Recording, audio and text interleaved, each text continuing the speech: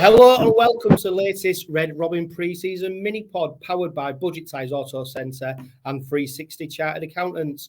Hot on the heels of our last podcast with Sky Sports' Jenna Brooks, I'm delighted to be joined by another very special guest with former Robin and current Talk Sport Rugby League summariser Paul Cooke joining me to look forward to the 2023 Betfred Super League season. Paul, how are you doing, mate? Yeah, really well, thanks, John. Yeah, really good.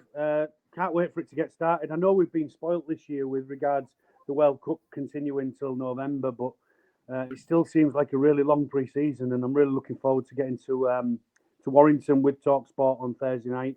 I'm doing a show Friday with Sean Kenny-Dowell and 𝓴𝓸𝓷𝓼 to preview the season with Humberside Radio, and then I'm on Humberside Radio for Rovers first game, so can't wait for that one. I might even try and catch some tickets to Hull FC just to catch them for their first game as well on Sunday, but it'll be a mammoth effort of rugby league this week for me, and I can't wait.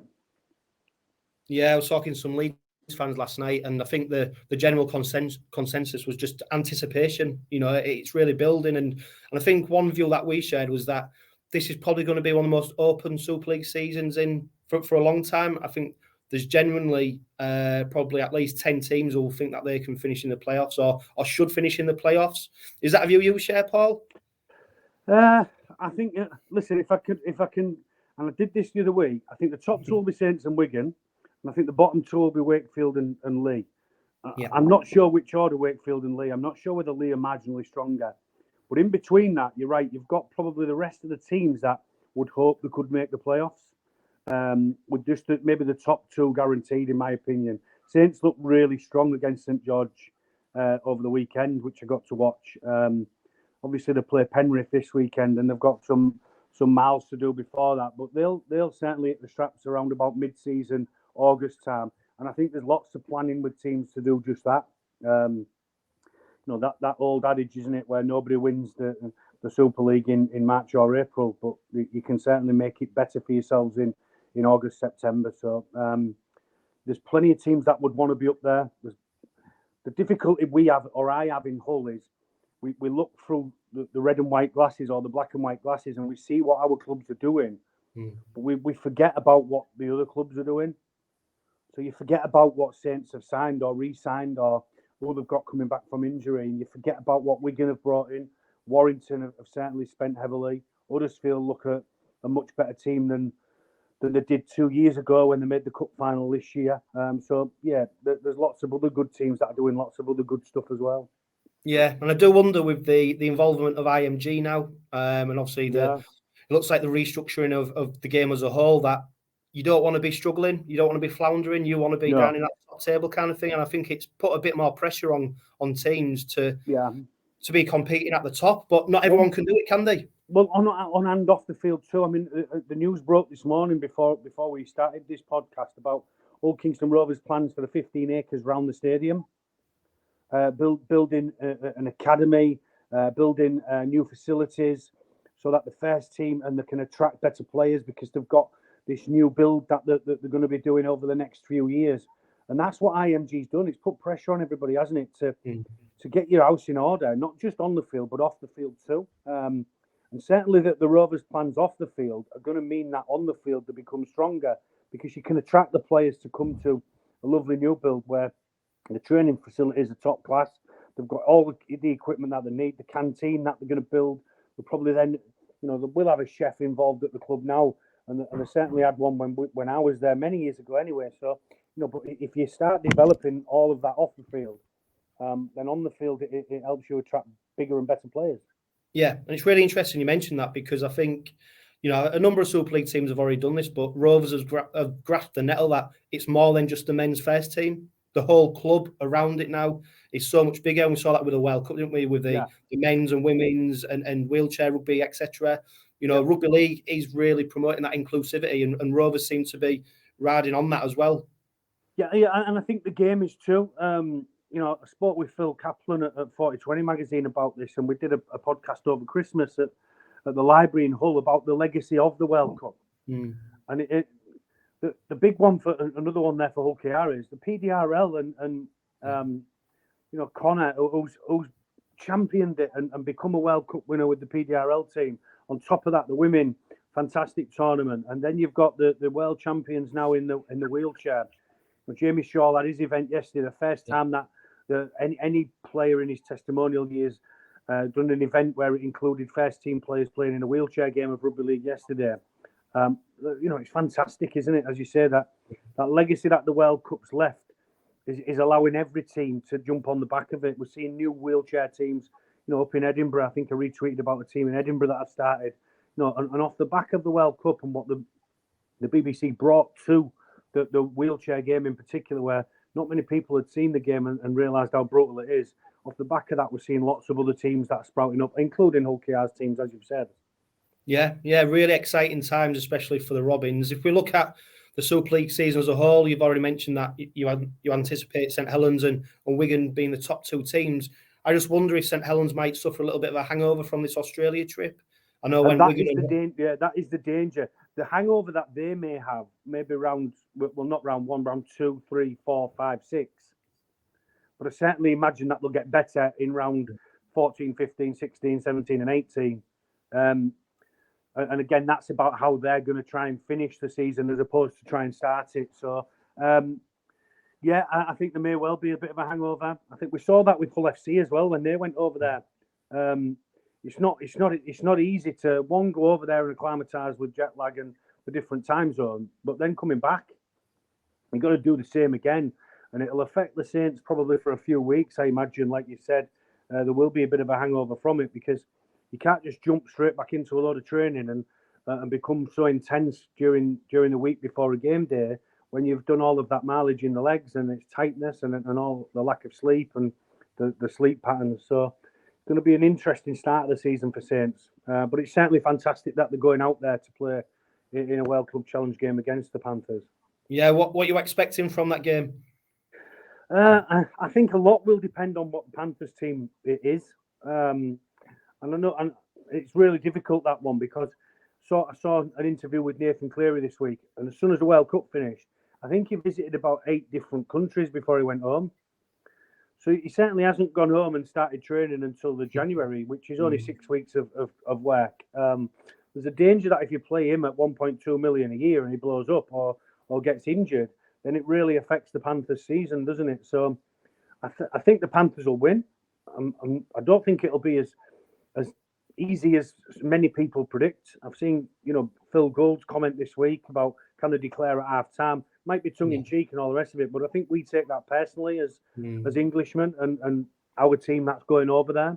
I think the Panthers will win, but I'm not sure it'll be as easy as many people think.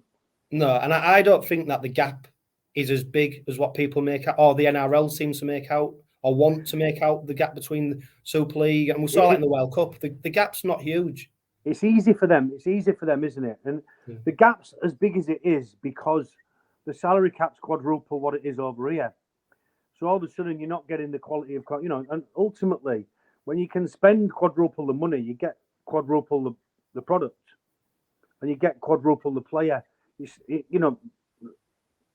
In life, you pay for what you get, don't you? And when you get something quality, you're paying good money for it. And there's no question about it. Some of the players that are over, look at the World Cup final squad for Australia. You've got Tedesco, Cleary, Mitchell. You've got the top earners in the NRL playing in one team. So, and ultimately, that team was quality and won the World Cup. I won't say without getting out of second gear because they probably had to, but seemingly easy.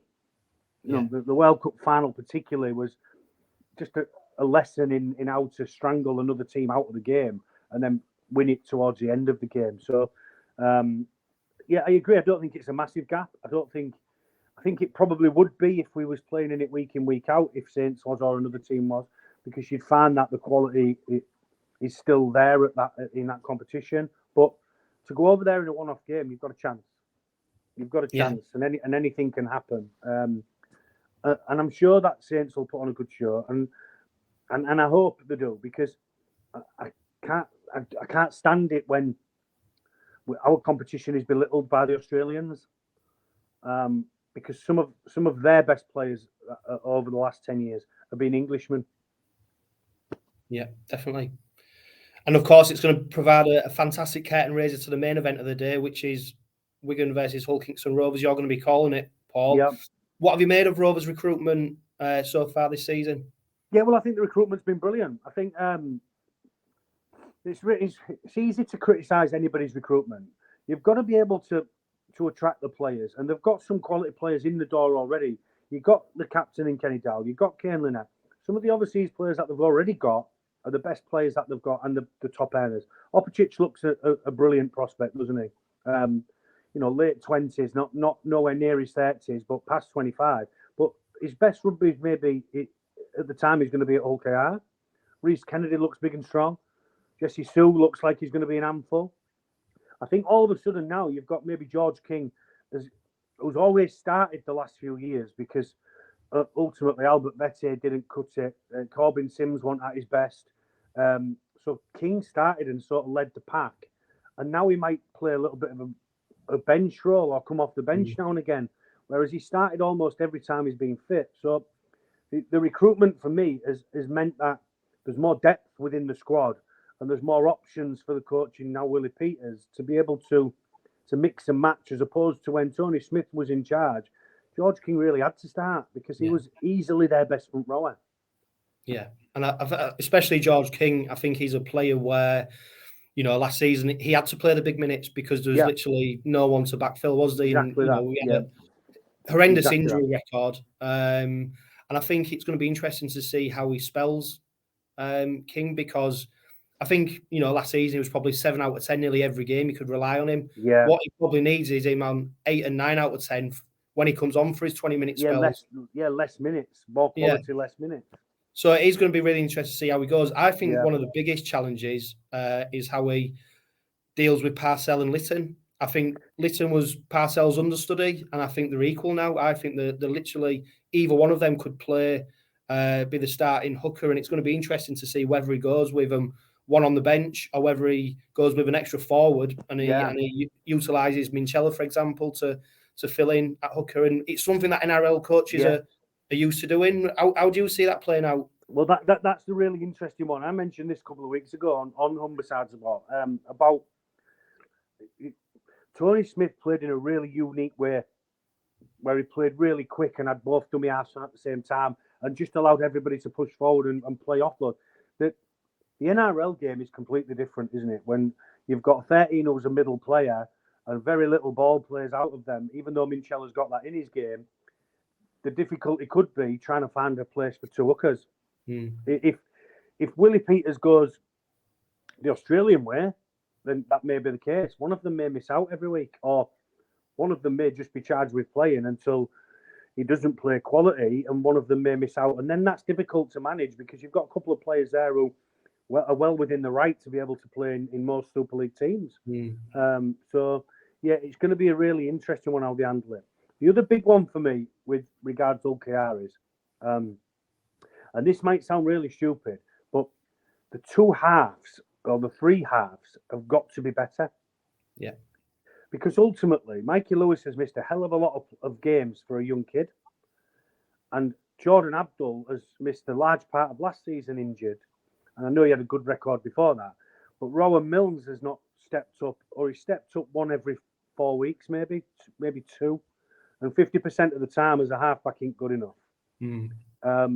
So how them three progress this year and how they play, and particularly Lewis and Abdul being on the field and being able to play, is going to determine how far Rovers can go. Because there isn't many teams in the competition that can miss either one of the starting halves and continue with the same level of consistency to make the playoffs and then do damage within them.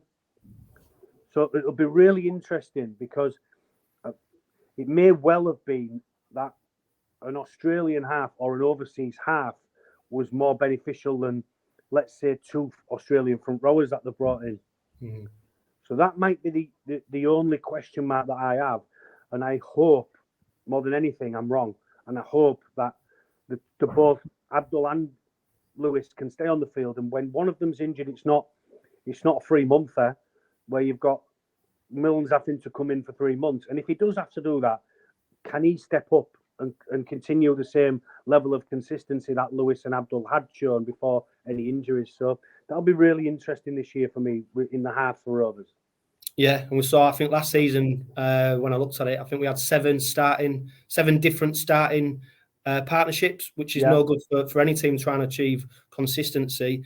And Jenna Brooks spoke about how Mikey Lewis is going to be the poster boy for Sky Sports. He's going to be one of the players that they put forward as being, representing rugby league. And when I was speaking to some Leeds fans last night, he's the box office player. But you'll know, Paul, from playing that role, how important is it that the partnership between either Abdul and Milnes works? Because without that partnership, Lewis won't be able to thrive, won't be able to play the game without having that personally on the other side to control the game with him. Yeah, and that's it, isn't it? It's yin and yang, isn't it? The two very different players. But Abdul's got the ability to play some eyes up, but Lewis certainly that is his major strength. But like you say, the amount of halfback partnerships that they had last year meant once again they finished outside the playoffs. And for me, and we say this all the time, I know that the fans love the banter between the black and whites and the red and whites. I know they do, and I understand it completely. It is a huge game within the city, but we're not just playing to win the whole cup. Yeah.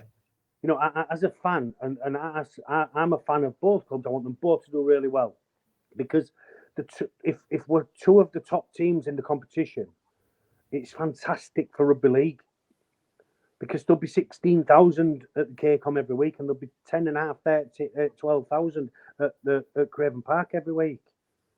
And if we're at the top of the game and playing exciting rugby, then we will be at the top of the game and stay there, and we'll attract better players again. And the Lewis Abdul partnership, and if it's not Lewis Abdul and it's Abdul Milnes or Milnes Lewis, and that this is where I'm sceptical, because now we've had �𝓷𝓼𝓷𝓼 thrown into that. Mm. So all of a sudden, you're looking for reasons that if either one of them are injured, you're looking for a partner that can come in and take over. Now, that's a really tough one because PLT's not played a great deal as a halfback yet. I know he's doing a job at Featherstone and did a decent job from what I hear. Milnes has failed to set it on fire, although he's been good. So keeping the other two fit are really important. And if they are, then Rovers certainly have a chance of being in the top six. Yeah, but you're right. It's vital that the chemistry between them remains that on field. Because it's all well and good having chemistry if you're just training together and one of you's trying to get over an injury, particularly if it's long term.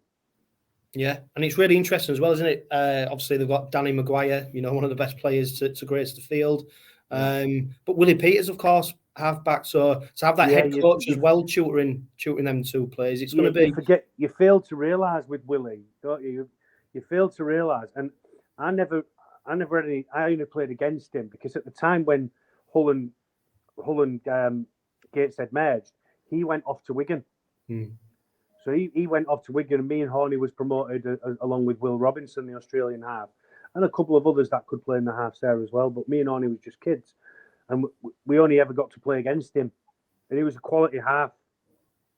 He was brilliant when Gateshead made the top six the year that they came into the competition, into Super League, and he was good at Wigan as well. So yeah, you do forget that whilst they've got Danny Maguire. And everybody understands recently how good he's been for the game, having only recently retired. But Willie Peters was a great half in himself. Yeah, and one really important feature for the side this season is going to be that in previous seasons, players have basically just played because there's been nobody else behind them to film. I think these players are under pressure that if they're not performing, there is a ready-made replacement almost behind them. And I don't think we've had that for a long time. So like you mentioned, Abdul, I expect him and Lewis to be the starting in half-back partnership. But Milnes will be chomping at the bit to take Abdul's spot. And it's the competition for places across the squad, which I think might propel us onto that next level. Well, I agree. And that's what we talked about earlier with regards to George King and the role he had, where he had to play. And if he was fit, he had to play and start the game because he was the best front rower. Now they've got other front rowers that are stepping up to the mark, and that means they're managing George King better. In the same way, you're right with regards Abdul or Lewis, if they're not doing it, and Milnes is, wherever he's playing, whether that's on loan or in the reserves or whatever, if he's playing well, then why shouldn't he get a chance? So you're right, the pressure should be on them all. You know, all of a sudden you're looking at which wingers they're going to play. I know Ryan Hall picks himself, and Ethan Ryan probably gets first go. But then, I mean, I only know more about the Hull KI youngsters because my nephew's obviously at the club. But you've got Fishwick there with Connor. You've got Connor. I know Connor Moore's injured now, but he played at the back end of last season.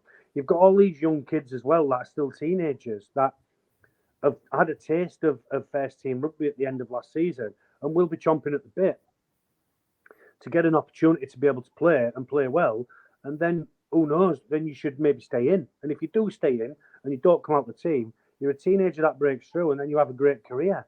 So, you know, I think there's much more depth within the Hull KR squad than, as you've just said, than there has been in probably the last 2 or 3 years. Yeah, and it's interesting you mentioned teenagers because if you go to the other end of the scale, we're going to have probably the oldest left edge in Super League history. I think a combined age of well over 100, Hall, SKD and Lynette. But they seem to be showing no signs of letting go. And Kenny Dowell only last week, I think, saying that he feels fitter than he's ever felt. Ryan Hall, you know, we saw what he did in the World Cup. He doesn't seem to be slowing down at any time soon. So that left edge does pick itself. But it's going to be really interesting to see whether another year older, whether there's any change in how they play the game or whether it's just going to be same again. Well, I think that the one out of the three of them that you say is Lynette, because Lynette plays in a robust kind of way. He's that player who looks after his half defensively. He plays 4 in rather than 2 in, which is where Kenny Dowell is, and 1 in from the sideline where Ryan Hall is. They do very little in terms of defense other than making good decisions and making the one-on-one. But the more robust player out of them and the more challenged physically every week is probably Lynette. But ultimately, if he's playing 8 out of 10 every week, which he has done and does do, why is his age an issue? For me, it's his performance. Once your performance drops off, then you've got Matty Staunton ready to come in because Batchelor will most likely play right edge. But then you've got Staunton to come in. Or you can put Minchella in the back row and play King at 13. So all of a sudden you've got options there. The thing with Kenny Dowell is he's like Peter Pan. He don't look to age, does he? He don't look to play any different, and he doesn't play any different. And again, 8 out of 10 most weeks, Ryan Hall does what it says on the tin. He's still 110, 112 kilos. He still runs like the wind. He still makes more meters than almost everybody in the competition from backfield. And he scores tries. So if you're asking me what more do you want from a winger, and it doesn't matter for me what his age is. If you want any more from a winger, then you're going to struggle within the Super League to find a better winger than what Ryan Hall's performed. So whilst there's a combined age of over 100, if the performance drops off, then they're in trouble. But if the performance doesn't and they continue to play the way they're playing, the three of them, then you're right, it picks itself because it's a dangerous left edge, a really dangerous left edge. Yeah, and someone like Kenny Dowell, I mean, through your experiences, Paul, how important is it that a team who wants to succeed has someone like a Kenny Dowell in there, a real leader of men? I think Opachik already spoke about what influence he had on him coming to the club and having someone like Kenny Dowell. And we can see just the way he presents himself, the way he's with players, etc., that they all respect him, as do the supporters. You know, if Kenny Dowell speaks, we listen. Yeah, and it's really important that you have somebody like that. And sometimes you're really lucky with them players as well. So him coming to the club, for as much as it's benefited the club on the field and he's not missed many games, it's probably had much more of an impact off the field than what we never realise. We can hear about it, but the players can tell you what it's all about. The last player that we had, and I'll go over to the other side, they've not replaced the Gareth Ellis skipper off the field, on the field, in however many years he's retired. So you've got to be really lucky. And I know that other players that are really well respected at the club in Danny Houghton has tried to do that. But when you get a group of players that are looked after by a player like Sean Kenny Dowell is with the Hull KR players, it's really important, and it's easy to see other clubs that don't have it. So what he brings to the club, for as much as it's an 8, 9 out of 10 most weeks on the field, it's a 10 out of 10 off the field. and it's a looking after the group of players and keeping them in check. And the best teams with the best cultures off the field generally have a player that looks after it. They don't need a coach to be wielding a big stick. The players all respect the man who's in charge in terms of their club and their captain. I think that's what 𝓡𝓸𝓷𝓼 brings. And they've obviously got other senior players in there that help him out. But he's a real figurehead for the club, and I think he's been a wonderful signing for the club. Yeah, and another player who signed last season, of course, ended the season with concussion injuries and maybe didn't hit the heights that many supporters expected, is Paul Cooke. He's had a decent pre-season time off, went back to Australia. He's obviously fit and raring to go. How important can he be for the Robins next season? Well, he's vitally important because when they did sign him, he was the best fullback in the competition at Saints. And you might say that might be easy because he's playing at Saints and they win most weeks, but his decisions on the ball and positionally mean that he's the best player in the comp when he left St. Helens. Not only then does he add to it when he's on the ball and he finds the winger or he plays the right pass or he finds that smart kick and he plays patient. He is a top quality player.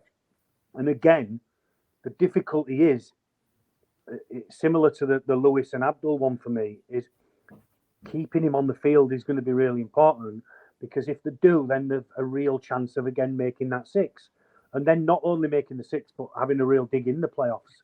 But the proof's in the pudding, isn't it, with regards to players that have been injured for the last 12 months or spent a large part injured, because they've got to get on the field, and it's certainly more difficult than for Abdul for Cooke than it is for Abdul and Lewis, because Father Time's not on his side. So he's got to show more work on the field, and I'm pretty sure he brings a great deal off the field as well. You know, you don't hear of any stories of him, you know, misdemeanors or any misbehaviour. All you hear about him off the field is he's doing a real good job of trying to mentor your likes of PLT and other outside backs at the club. So, but when you're paying top dollar, Sundays matter, or Saturday this week, or whatever day that they're playing, game days matter, and them 80 minutes matter. So it's no good being paid a great deal of money just to train. You've got to be on the field. Yeah, and another player who's going to be expected to deliver is Tom Opperchek. He's my outside bet for the Super League Dream Team. I think if Rovers go well, it means that Tom Opperchek will probably contribute to that. So Jenna Brooks was waxing lyrical about him, that the age he's come at, the hunger he's got, the fact he could have probably stayed in the NRL if it wasn't for injury. He would have been in the grand final. You've got a real box office player coming across to East Hull. And one of our issues we had last season was that troublesome right edge. You know, we just didn't defend well enough out there, but he's going to add steel in defence and attack. Yeah, you took the words right out of my mouth in terms of the right edge, and particularly the right centre being an issue for the club, and it has been for a couple of years. So finding a player like Tom Opperchek and having him come from a grand finalist team, and as you said, if it wasn't for injury, he would have played. It will shore up the right edge. His performance against Leeds, and I know I wasn't there, but I'm told it was great, and did everything you thought that Tom Opperchek coming in would do for the team. And he scores a try, he shows up the right edge. They only concede limited points. They've had some adversity in there with the Minchella Simbin in, so they've played with 12 and dealt with that. But it's going to be a really interesting signing for the club, and it's going to be a real exciting one, because you want, and I genuinely believe he'll be one of the best signings of the season.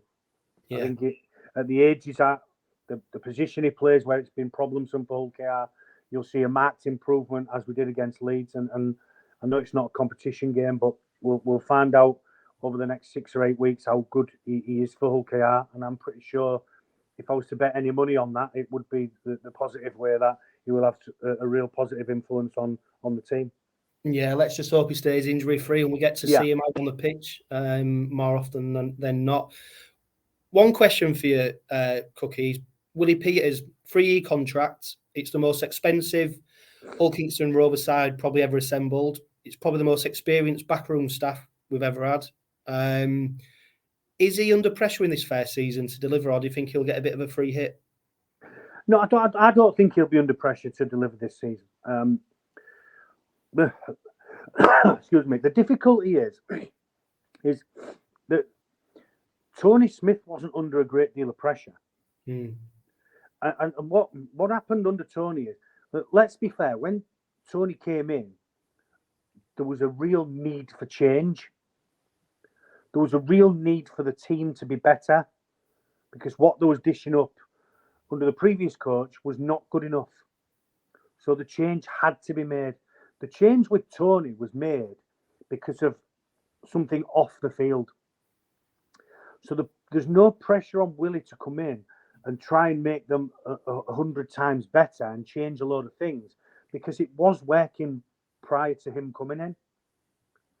So it doesn't have massive shoes to fill in terms of making the team better and sorting it out and making them much more competitive and be able to be better week in, week out, because there was doing some of that. It'll be really interesting how he changes the team in the way he sees fit, and then the pressure starts.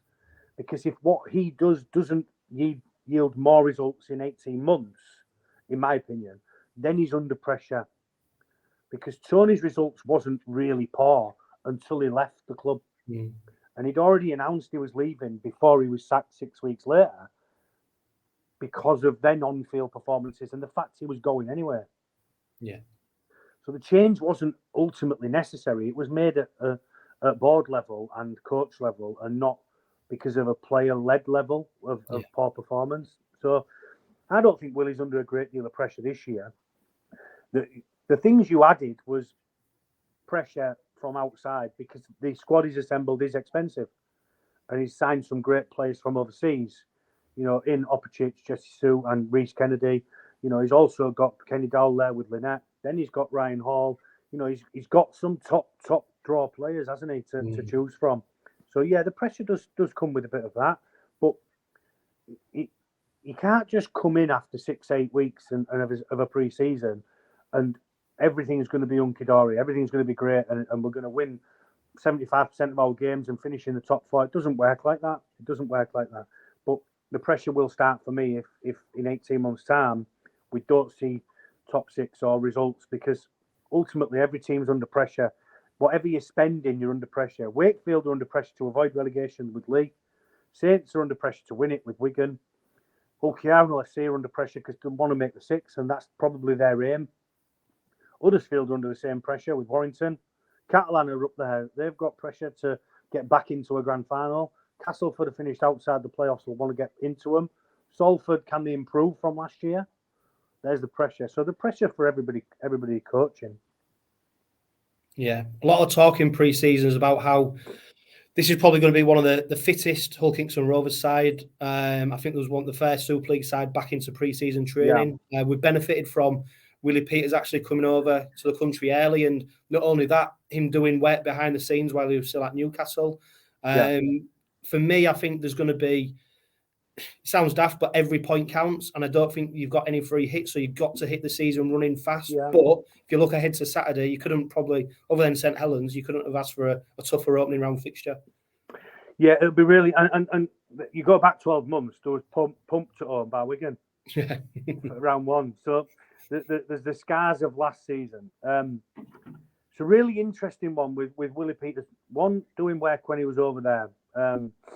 2, coming in early. And 3, is that going to be a positive or a negative? I can only see it being positive early season.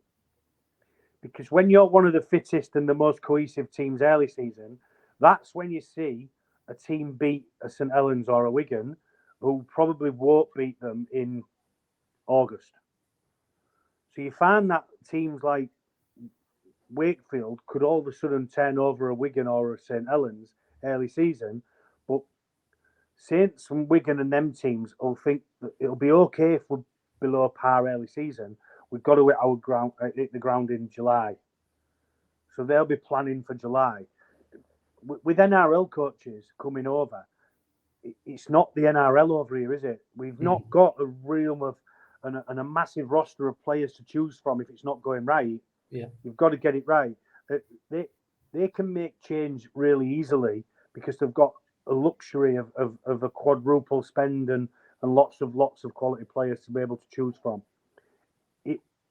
The concern I have with Hull KR being back in early is they fall flat in July. So all of a sudden they look fit and strong, and then they get a few injuries and the confidence goes. And then while they're going like that, Saints and Wigan are going like that. So that's my only concern. Is this isn't the NRL. This isn't where you can flog all of the players every week and get more results out of them because you can bring someone else in. We still haven't got that luxury in the Super League with any team, not just Hull KR, with any team. So that's my concern for Hull KR being back in early and looking and feeling really fit now. I'd much prefer them to steadily build into a season, and that may be a change that Willie makes this year if it doesn't work. But it may well work, and all of a sudden there's no problem whatsoever. So it's what it is for me with Hull KR is it's exciting again, and it's the same with Hull FC. All of a sudden there's a bit of optimism, and a little bit of dare I say, I've seen some fans on social media saying, I'm trying my best not to get excited because they usually just pull the rug from under my feet. Yeah. So is that going to happen again? Who knows? But I can't wait for Saturday. I cannot wait to see the team see them live against Wigan on Saturday. And it wouldn't surprise you at all if Hull KR won. And it wouldn't surprise me if Wigan won. It would surprise me if one of them won by 30 or 40. Because I just think that both teams are quite evenly matched. And they've both got probably, arguably, they're only maybe missing a couple of players, if that, from either team. So it's going to be a great game of rugby league. And I think it'll be really close and it'll be a real quality game of rugby league. And that's what we all want. Yeah, and there's a reason the TV cameras are there for the season opener, and one thing that the club have done really well is make the game more than just a game. It's a real event. People are genuinely looking forward to going on Saturday. Yes, there's a game of rugby on, which is the most important, but there's everything else around it, what makes it such more bigger than just a game of rugby league, and that's one thing that I'm really looking forward to. Yeah, 100%.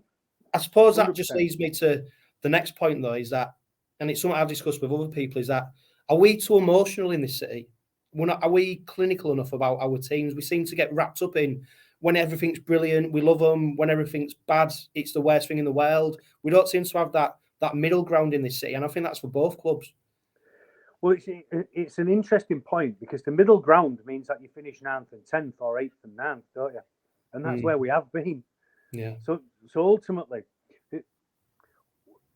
we're optimistic. We're optimistic, but like I said right at the beginning of the chat we started, John, we look through it with black and white and red and white glasses all the time. So we think we should be at the top of the game without realising who are at the top of the game and what changes they have made. What Hull KR have done for me is, particularly off the field with what they're doing. The bands that they are playing. The use of Craven Street when it was a dead space. So they've created that buzz around the team and the event that you're going to. But ultimately, the on-field product is all that matters, isn't it? Yeah. Because if you're winning games and you're playing well and you're attractive, and I'll say this, Hull KR didn't win anything under Tony Smith, but there was still a real buzz about people going to watch them. And I said this about the difference between Hull FC and Hull KR then was, if you gave me free tickets to go watch Hull FC, I wouldn't have gone. Yeah. Because it was crap to watch. But if you'd give me free tickets to go watch Hull KR, I'd have gone and watched. Because you're going to get some entertainment on the field from players and a style of rugby that you don't normally see in rugby league. So the excitement around us in this city is sometimes just through black and white or red and white tinted glasses. But Ross, then what's wrong with that? Yeah. The difficulty I have with it and the ability I have to separate myself from either club, and I played for both clubs, and I love both clubs, and I want them to do really well. The difficulty I have with it is they don't do really well. So when are we going to stop thinking that just beating the other team in the league table is going to be acceptable, or winning the derbies 2-1 every year is acceptable? Because what's acceptable to me is if that's the genuine fan, yep, you can go and have your few weeks and take the mickey out the other team all you want in the workplace. But I'd rather be in the grand finals and the Challenge Cup finals. I'd rather see my team competing in really big games. You know, there's a reason that the cameras are coming this Saturday, because OKR have created this buzz, this real buzz around the competition and the new board of directors, the Craven Street, the partisan atmosphere that they have, and then they play a good brand of rugby. So the cameras will be coming. But if we can do that every week and play really well and be in the real big games, I'm talking Challenge Cup semis and finals and playoff games at home, then we've got a real product and we've got a real team in Hull. Yeah. And if we look at you personally, Paul, where we're going to be able to catch you in the upcoming season? Yeah, listen, I'm always, mostly on Talk Sport 2 with Mark Wilson. The odd bit with Viaplay. Do a couple of games with them with the championship. I love that competition too. I think it's a wonderful competition. Some real pure rugby league in that competition. I'll be doing a little bit in and around the city with Radio Humberside. Just really privileged and honoured still to be part of it in some small way of the game that's given me everything. We all love it. We all want our teams to do really well. And as I said earlier, I'm really looking forward to the weekend, and it'll be a fantastic game. But I do hope Rovers win. Well, I think you've nailed it on the head. That you can have all the spectacle, you can have all the enjoyment, the excitement, but if you don't get the 2 points, so what? And that's what it boils down to. It's on to next week then, though. There's always another week until they run out. So you've already tipped Wigan and Saints to be probably the top two up come the end of the season. Do you think anyone can pick them to maybe the league leaders' shield? Oh no. The honest answer is you put me on the spot there, and my original thought there is who would it be? Would it be Catalan again? Would it be Warrington? Would it be Huddersfield? Would it be Hull or Rovers? No. Maybe the answer is no. That's it for me. I think one of them two will be the top two, and I think it'd be wonderful for the competition if somebody else won the grand final. But as a Saints fan, I think they'll be fighting everybody else's fan for that. Yeah. So I mean, everybody else would want, if it's not going to be their team, somebody else to beat Saints. But I wouldn't want somebody to dominate the game for 5 years and then continue for 6 and 7 and 8. I'd like to see somebody be able to pip them for the grand final. Yeah, well, hopefully that might be Hull Kingston Rovers. Exactly that. What a crazy season that would be. Yeah, and any tips for the Man of Steel award? I'm on that panel. I'm on that panel. So that's a really interesting one last year. We spoke about the panel, and Brodie Croft won it, didn't he? Yeah. And everybody said Jai Field was outstandingly better and all that. And the voting on that panel is really interesting because I get a lot of the games and I get them sent to me. So I got Salford away at Castleford. And I gave man of the match to Andy Ackers, even though Sky gave it to Brodie Croft.